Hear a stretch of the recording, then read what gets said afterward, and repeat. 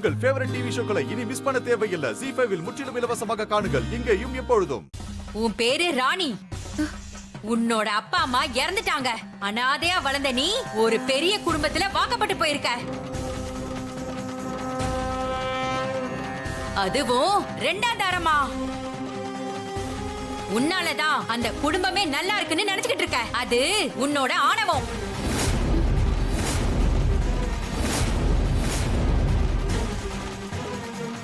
இவளுக்கு நடந்தது கல்யாணமே இல்ல.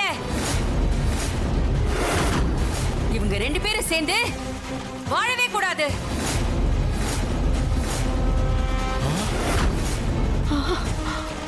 ஐயோ, என்ன இப்படி சொல்லுது? இதனால இந்த குடும்பமும் சரி அவரும் சரி ரொம்ப கஷ்டப்படுவாங்க.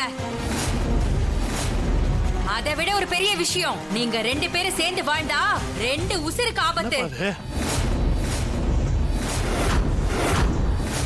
என்ன இப்படி சொல்ற? ஒண்ணு உன்னோட தொப்புள் கொடி, இன்னொன்னு உன்னோட தாலி கொடி.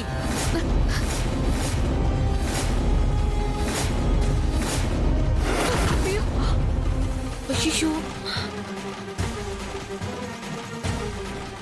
ஆத்தா, என்ன ஆத்தா இப்படி சொல்றீங்க? நீ வந்த வழியாவே போய் குடிசை போட்டு தங்கிட்டா கூட ரெண்டு உசுரும் பொழைச்சுக்கும். இல்லனா அதை என் வாயால சொல்லல, இந்த குடும்பமே விலகாம போயிடும்.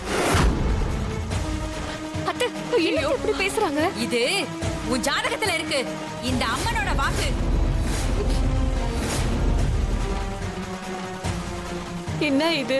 பொம்மைய பத்தி கேட்க வந்து ஆத்தா எப்படி சொல்லுது? போய் கேளு. இந்த அம்மா குறிச்சல்ச்சுன்னா எப்பவும் கரெக்டா இருக்குமே.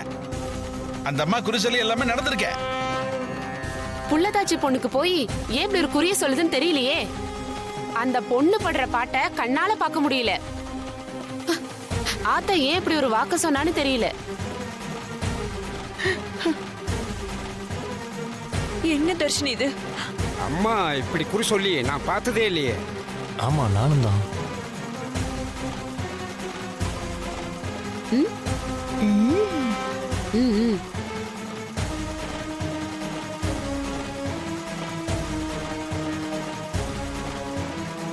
ராணியை எப்படி தாத்தா நம்ம தனியா விடுறது?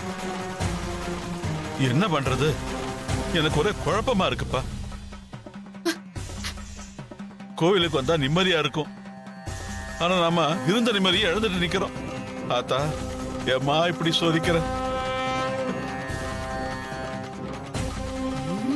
இந்த அம்மன் சொன்னது நிஜம்னா நான் அந்த ஆதி பெத்தமா தேவியாண்டே போய் கேக்குறேன். ராணி, ராணி,